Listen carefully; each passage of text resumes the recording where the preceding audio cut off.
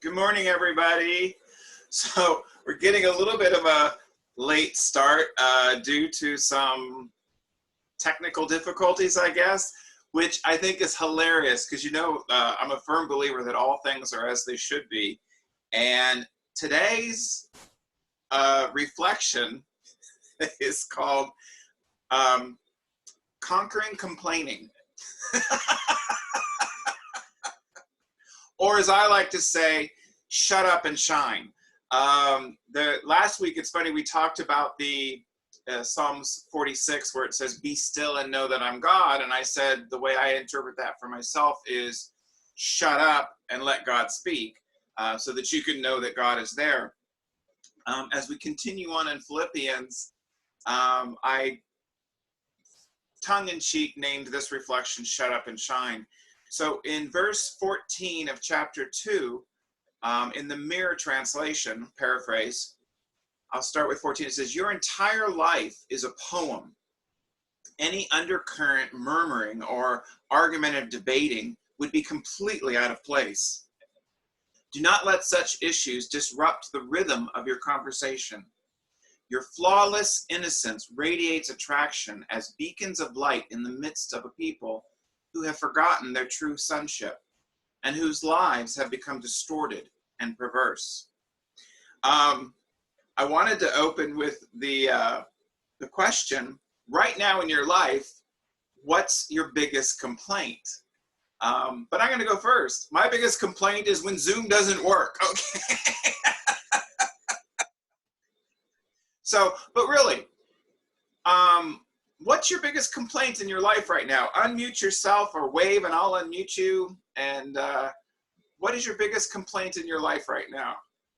Being confined to the house with a broken leg. Okay, being confined to the house with a broken leg. Scotty?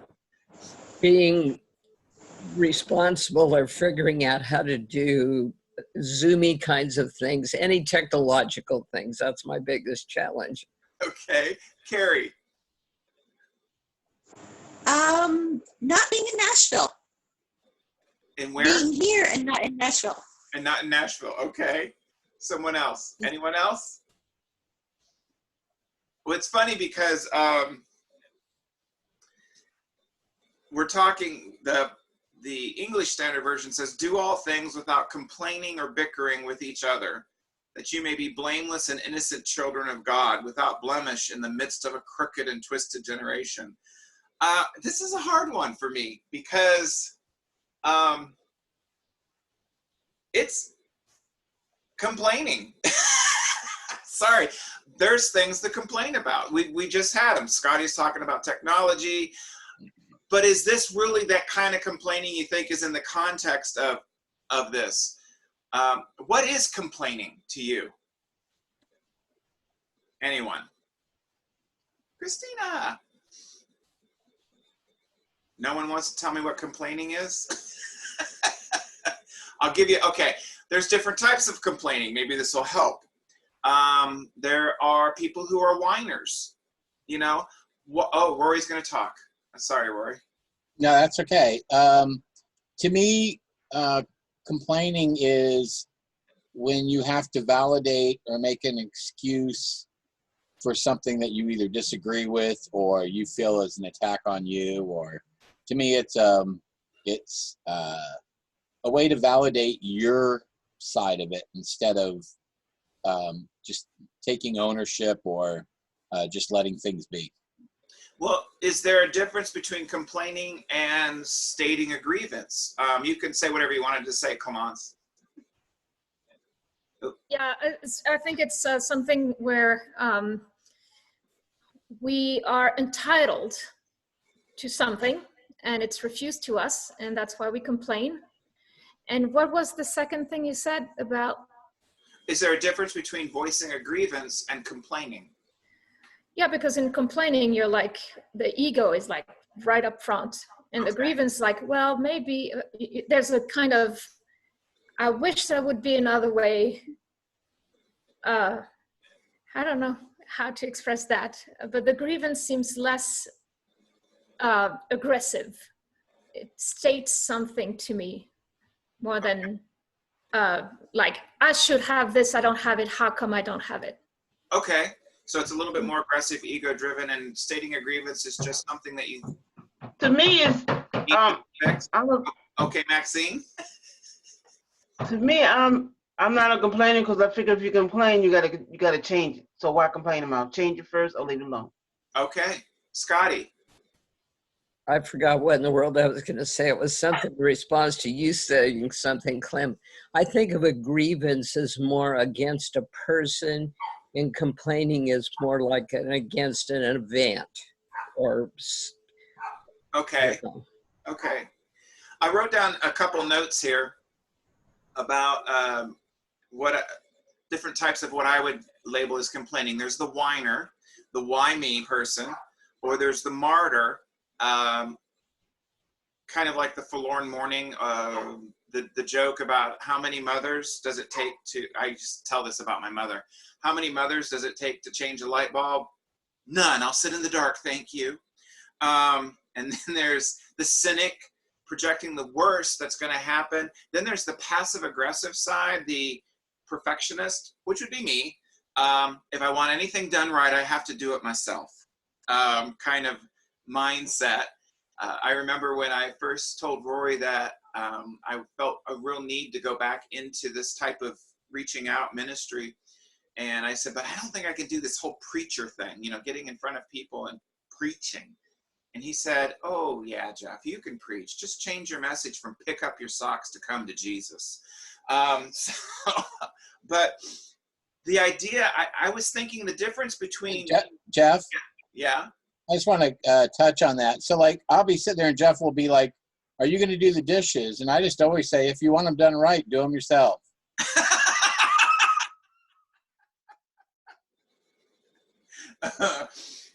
Yes, pray for me. But the idea for me, I wrote down this note this morning as I was reviewing my notes, and I added this.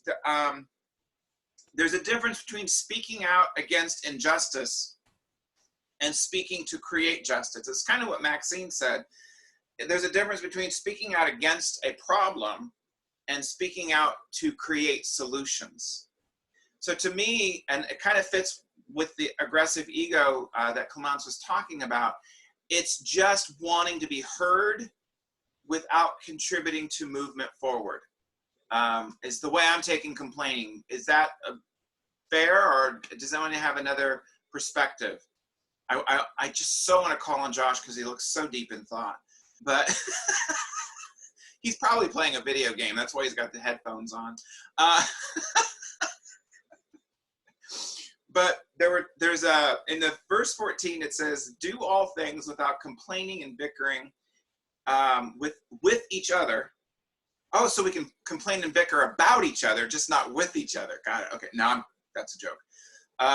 Verse 15 says, so that you'll be found innocent and blameless.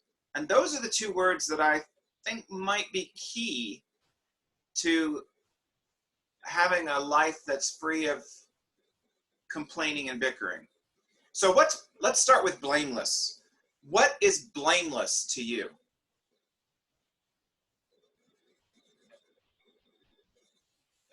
Shirley.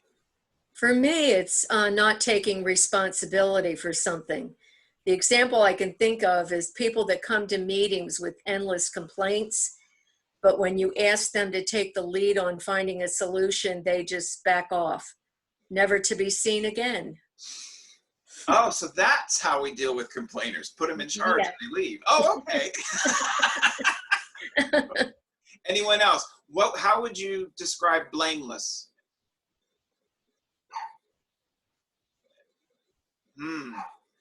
I didn't realize I was going to stump people.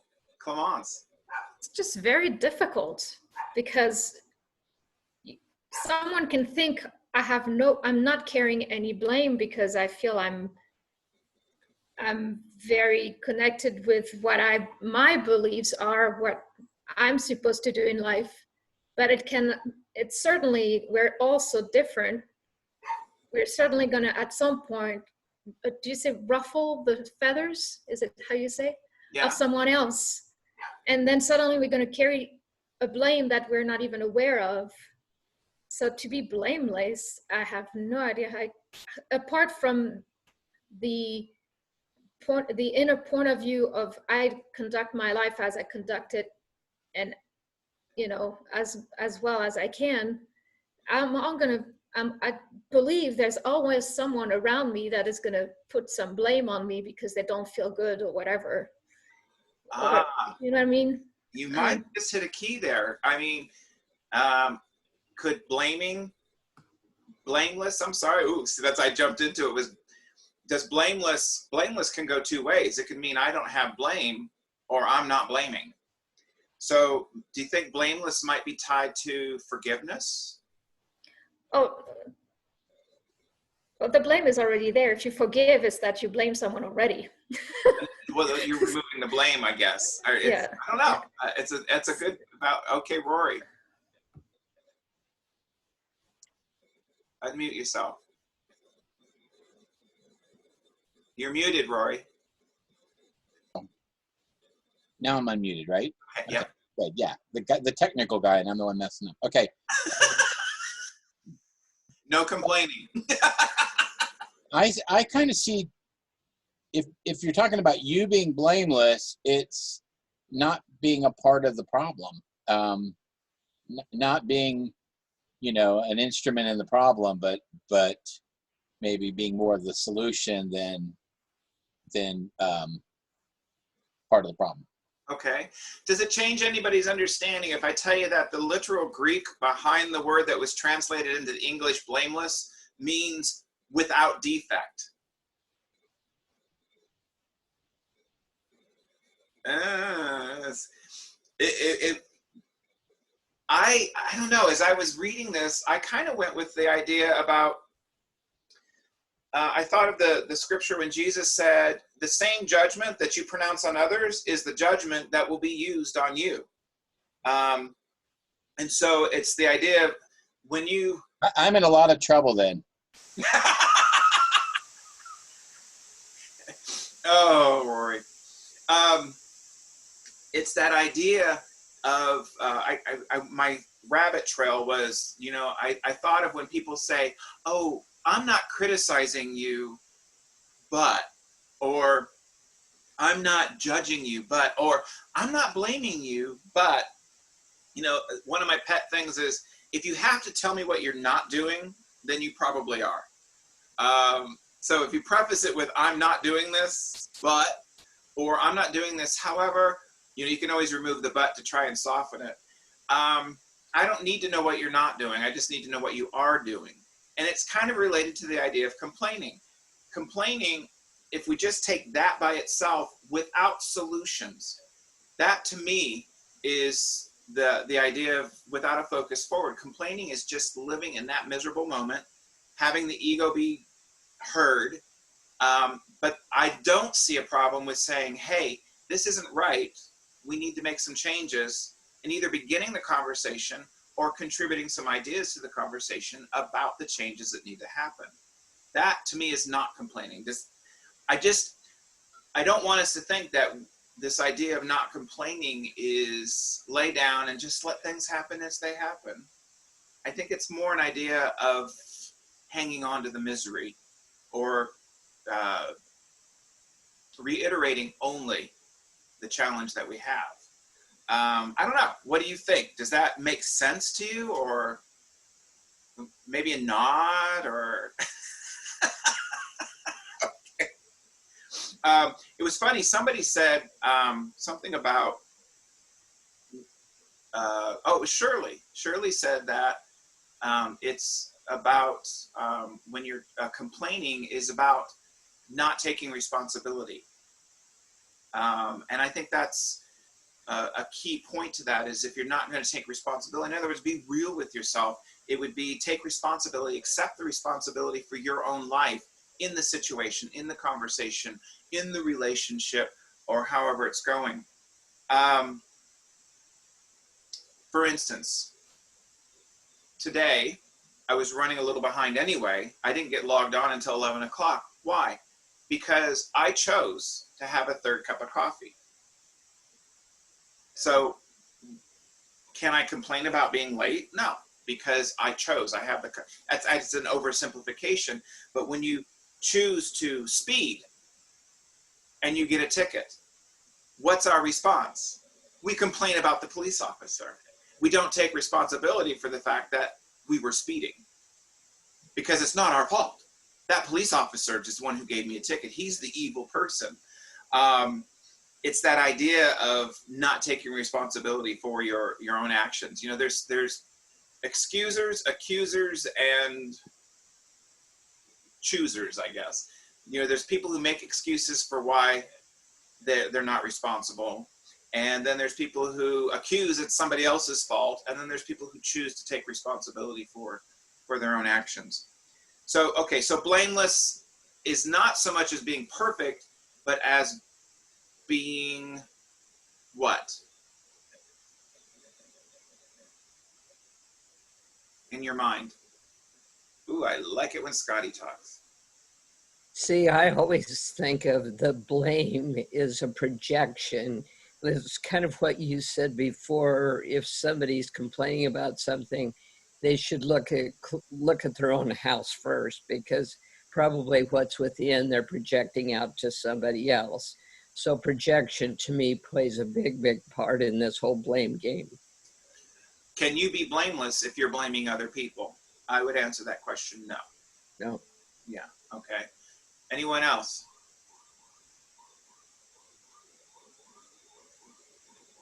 Well, now I'm going to go on to the next word then, which I'm looking at faces here and I'm thinking, yeah, none of you qualify. The next word is innocent. What is innocent to you? Now, I see I've got Clemence, Aloma, and Maxine on audio only.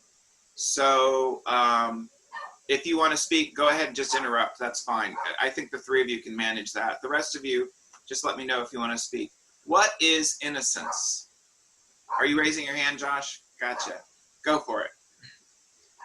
I think innocence is similar to all the words that have been spoken here today. There's two different aspects to it.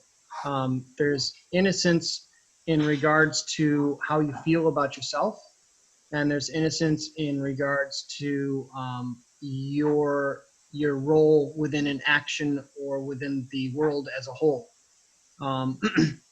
I think to be innocent for yourself is to feel that you are blameless of an action or an event that you feel somehow you are involved in. But to be innocent in the world or, you know, outside of yourself is to simply either not be involved, you're naive, you have no active participation, and therefore you are innocent, or you are lacking the knowledge to hold responsibility for the event that's occurring.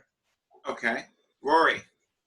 So I see innocence as it can be tied in with ignorant too. And just because you're innocent doesn't necessarily make it right, but some people just don't know. And so if an employee is doing something totally wrong, and blame could actually maybe passed on to superiors because they didn't give proper training. And so they didn't realize they were doing something wrong, but they definitely did something wrong. That's kind of innocence and ignorance kind of combined together. It doesn't necessarily mean it's an excuse, but I think it can be tied in with ignorance as well. Okay. Well, now in this text, I think the word akarios, I don't think the good translation is innocence. If you had to pick a different word for the translation of this word, tell me what that would be. And that is, it literally means unmixed. Unmixed. So what would be a better word than innocence in this case? Give you a second to think about that. I have a few. Any takers? Some assembly required. Some. I didn't say unassembled. I said unmixed.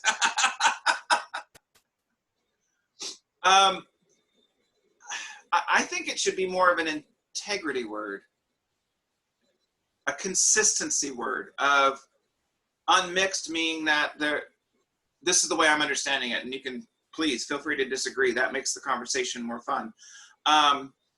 The idea of our words matching our actions. So rather than an innocence and a naivete, like Josh was talking about, that's why I don't like the word innocent, because in the English language, it has a different meaning that I think I would never equate innocence with being unmixed. Maybe pure and innocent, I guess. Clemence. You said integrity, right? Yes. I think for me, that's what it is. Again, we all have different point of views, so it will look different for each of us. But I believe that the innocence, the integrity, is when we are deeply connected to our soul, to the spirit, to God, divine reality, whatever you call it.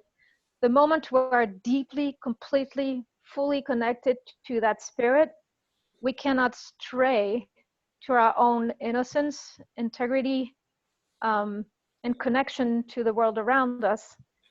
And I think we see it with all the great teachers or saints, and often they get the blame of being so connected, but they're innocent.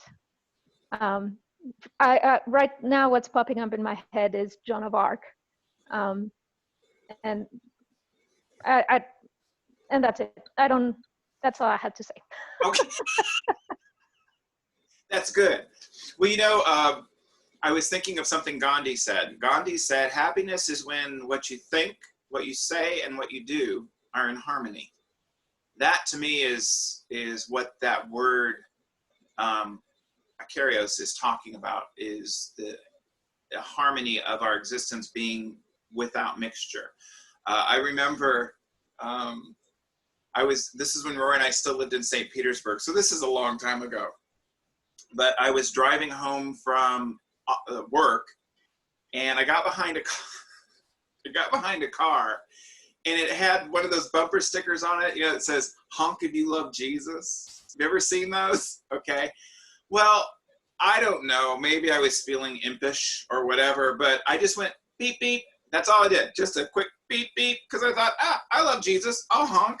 So we got to the next light, and I ended up next to the woman that was in the car, and we were at the red light, and she rolls down her window, and she screams at me, "Damn it, I'm driving as fast as I can!" And I was like, honk if you love Jesus? And she's like, oh!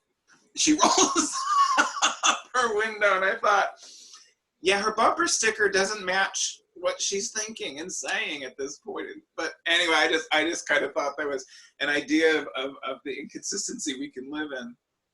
So to live blameless or without defect, and innocent or integrity without mix, I think are the keys. If we are in our lives with our thoughts, our actions, and our deeds in that idea of harmony, consistency, integrity, I think what will happen in our lives is that we will have, instead of complaining, we'll have an attitude of gratitude. Instead of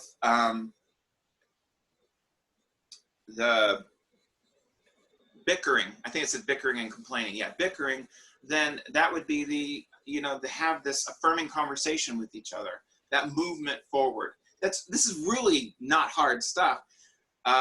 It's kind of reiterating, but it's stuff that I think I need to hear. So I'm assuming we all probably need to be reminded, because it's so easy to let a complaining spirit come into our life without even realizing it, just by little things that we say to ourselves, like, I'm just not sure that I deserve this. You know what I'm saying?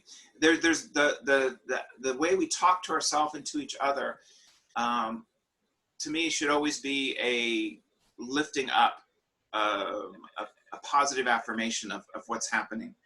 I don't know. The last part of it I really wanted to hit, and I hope I wasn't rushing through the idea of blameless and innocent, is you can shine like stars across the land. This is the part that I'm excited about.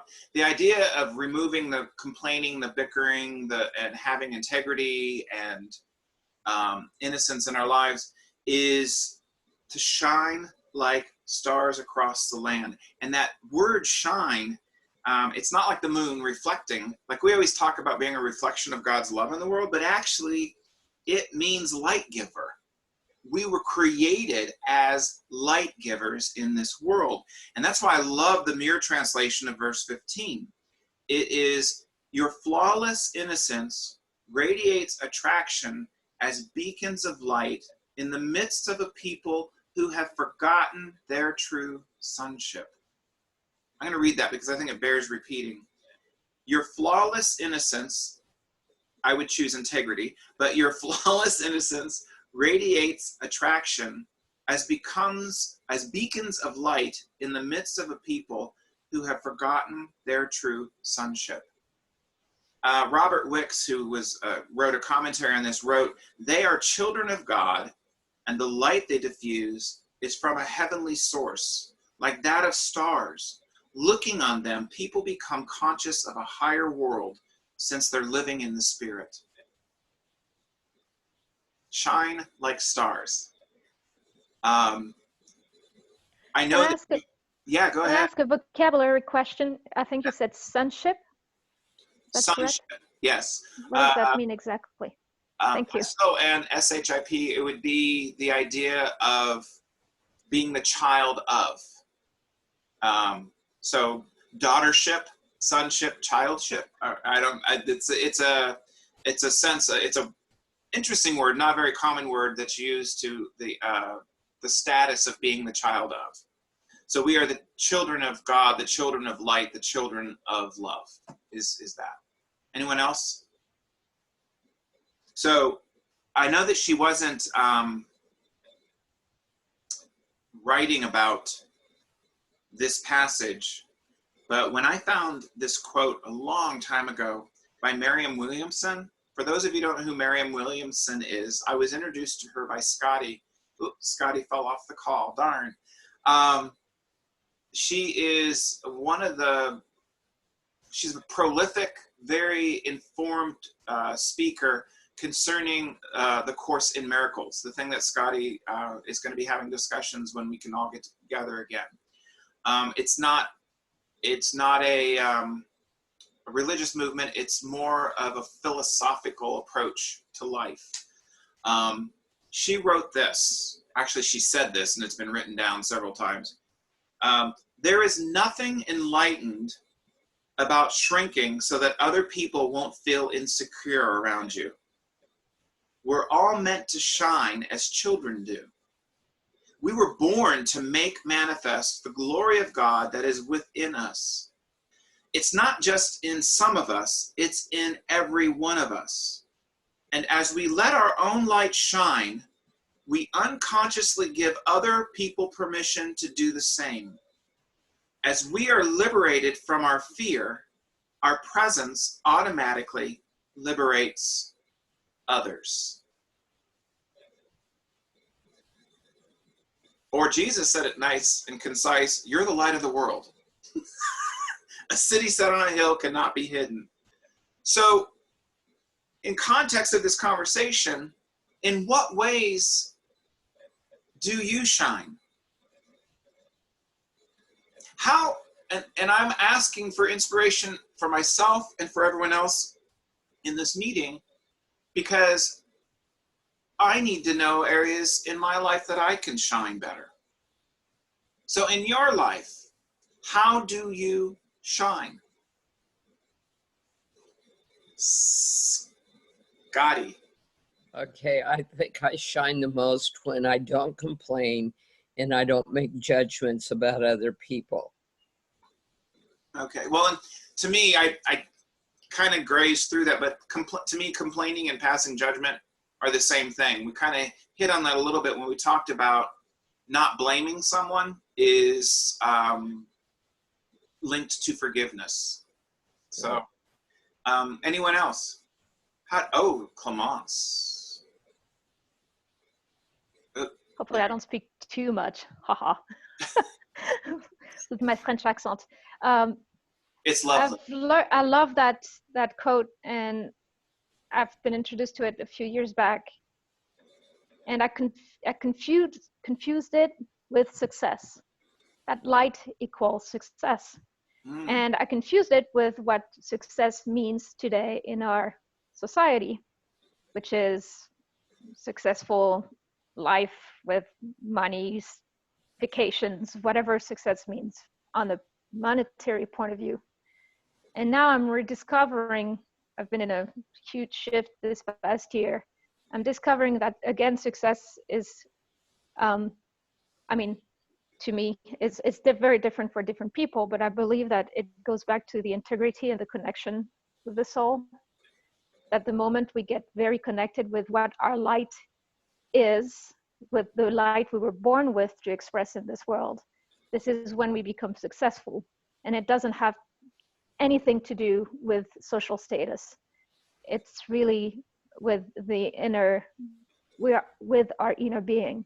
So to me, to get to that light, it's a lot of travel and journey through fear and ideas that were brought to us while growing up in our families or in society, to get out of those BS ideas and point of views that we may have, and we have to change those point of views to go through that fear and to find, oh, this is where is my light, and it's going to take an effort and lots of vulnerability to let it shine. So to me, that's what it means. No, that's good. That's good. Anyone else? How do you shine? It's funny, we're being so quiet, and Okay. oh, Maxine's not gonna be quiet. How do you shine, Maxine? I think when you shine, you make people laugh and stuff, Okay. and you do something that someone appreciates. You do something nice to someone, and you see their laughter and stuff, and that you care about the person. When you're doing something nice to somebody, it's so cool. Okay. Seeing happy faces, really smiling. So. Spreading joy and happiness. I like that. Anyone else? So I'm looking at a few people here, and I'm like, they shine, and I don't think they realize they're shining. Josh. Oh, you got muted. There we go. There it goes. I think shining is definitely a personal thing, and it often happens when you don't realize that it is happening, because I think to truly shine is to exist with total confidence and zero ego. I find there are a few moments that I actually feel that moment where I'm shining, but usually it's somebody saying afterwards, oh, hey man, there's something about the way that you presented that just really connected with me. Or you're walking down the hallway and somebody looks at that person and goes, wow, there's so much confidence. It's inspiring, but for the most part, it's like whenever I'm hosting something or whenever I'm teaching a class or something of that sort, and I'm not thinking about the action of what I'm doing. I'm just there, I'm present, and I'm feeling, you know, a connection with everything around me. So you said something that I really believe, and I want to know if we're making the same connection in our minds. So thinking back to those moments where you've actually been shining without realizing that you're shining, what were you doing, or what was your state of being that brought you to that? You can look back and go, oh, that's why I was shining. Not because I wanted to shine or I was trying to shine, but because I fill in the blank. I would say it's because I was connected.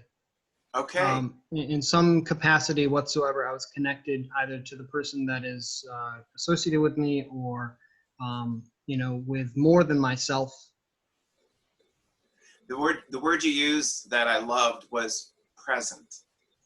You were present in that moment, living in the now, not in the what will be, not in the what has happened, but living in the now. You were present in that moment, which allowed you to be a person of integrity without defect at that moment because you were present. I got excited when I heard you say that. Sorry. Anyone else? You know, and actually, I don't know that there is another answer. If there is, I can't think of it, because the idea of being in the now, not in the future, not in the past, blaming has to do with looking back or complaining about the current situation, but staying here. And I just think being present in this conversation with each other at this moment, in this time, what are we doing now? We're actually working through the challenge that we have in our life of not being a person of bickering, complaining, of basically self-defeating conversation. I wrote down a couple things that, these are mine. I was thinking about how they translate into my life, that they allow this, what I would call the spirit of blame or the spirit of complaint into my life. For instance, well, that's just how they are. It sounds like an accepting thing, but it's actually, in the way that I'm saying it at least, it's more of a, yeah, they're less than. If you don't hear that, that's what I hear when I say that. Like I said, these are phrases that I work on eliminating from my conversation because of what they carry for me. You may have different phrases. Or I just can't win. I've said that many times, and it's not true. I remember one time I said, Rory and I were in Alabama, and I said we were at a Chinese restaurant grand opening, and they were doing these scratch-off tickets as their grand opening, and you get like a free drink, a free meal, or nothing. And I said, when they handed me the ticket, I said, oh, well, I never win anything. And guess what? That affirmation did not come true, because that was the time that we won the, like 40, what was it, a 42-inch plasma TV or something. It was it was their grand giveaway, and we won the TV, but I never win anything. But it's that mindset, or that'll be the day is another one. I can't take this anymore, or I can't take much more of this. Again, it sounds kind of like I just need relief or whatever, but it really is, for me, in the way I'm speaking, a form of complaining. I'm not smart enough. I'm not good enough. There's all sorts of self-talk. So for me, part of the journey towards, like Clemence was talking about, this journey towards success, the journey towards shining, you will, is it starts with me with affirming conversation with myself and with others. I'm not sure if you all have any other ideas, but to me that it starts there with the way we talk to ourselves and the way we talk to others. I remember I was meditating. Feel free to interrupt me at any time. I was meditating on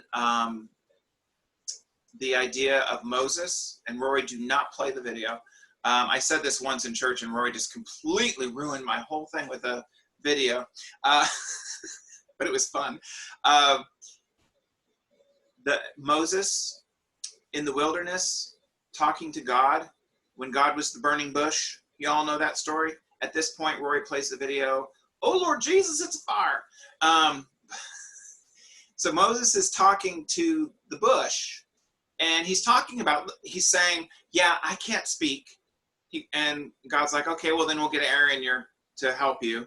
He's like, they won't believe me. And he says, well, pick up that staff. And he shows them the miracle of turning the staff into a snake. And he's kind of a symbol of God's power with him. He has his excuses. And then finally he thinks, yeah, but who should I say sent me? I mean, I'm a crazy man talking to a burning bush in the wilderness. And God says, I can't remember the Hebrew, but it translates, I am that I am. Aha, asher, aha, I think. It's the I am that I am. And I was thinking about that. And I was completely blown away because I realized that whenever I say, I am so stupid, I'm taking the Lord's name in vain. I am not good enough. See, because it's that idea, and I'm going to twist what Josh said a little bit, but it's that idea of connection. Being connected beyond yourself. For me, that represents being connected to that which is greater than I am. And allowing that connection to become, instead of I am, it really, when I say I am, I'm saying we are in my connection. The idea of I am good enough. I am a child of God. I am an expression of love. I'm speaking I'm actually speaking beyond ego, and I am becomes an affirmation of the universe, of my creation as a child of light in this world, a star, a shining star of light in this world.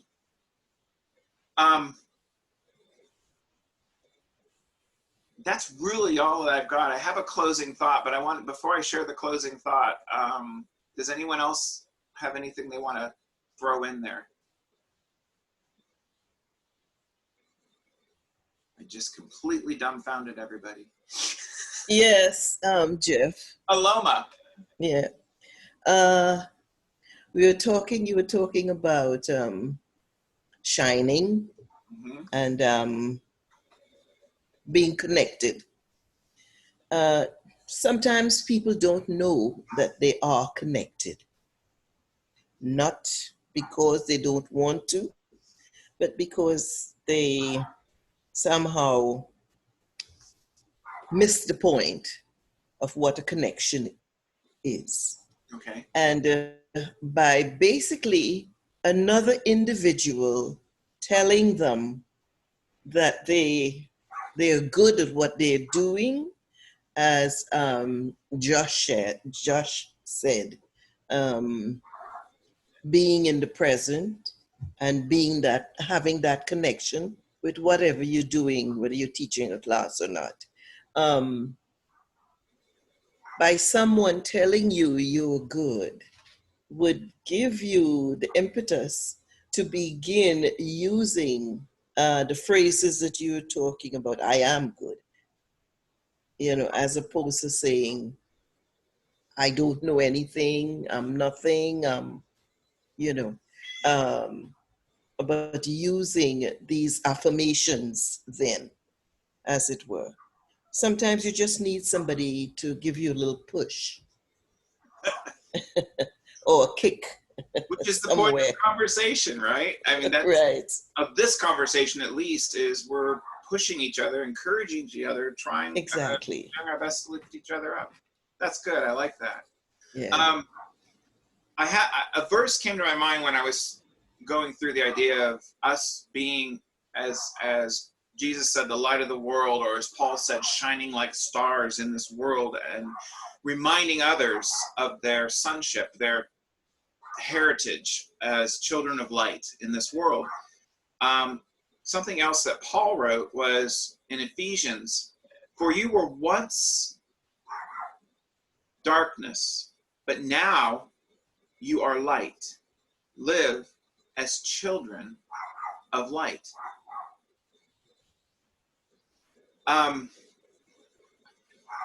The idea is that I get from that is the idea of, to me, darkness equals the downward negative energy in our life, and that light represents the upward affirming energy in our life. And I take that for my own application is the idea of letting go of the darkness and living as who we truly were created to be, as children, not reflections of God's love, not reflections of God's light, but actually, like it says here in the scriptures, is we are sources of God's light. We are the source of God's love in this world. And that's what it would mean to shine like stars. I'm going to go back to the Merriam-Williamson quote because I really love this. "There is nothing enlightened about shrinking so that other people won't feel insecure around you. We're all meant to shine as children do. We were born to make manifest the glory of God that is within us. It's not just in some of us, it's in every one of us. And as we let our own light shine, we unconsciously give other people permission to do the same. As we are liberated from our fear, our presence automatically liberates others." Any other closing thoughts on this? No. I've just dumbfounded everybody.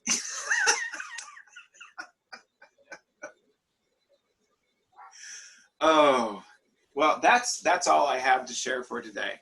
And it's I know that we had some people that just kind of logged on a few minutes ago, and I'm sorry that we've come to the end, but doesn't mean that we're going to shut it down. We're just going to stop recording and then just enjoy conversation with each other. We'll unmute everybody and have conversation with each other. So if that's that, then I will hit the stop recording.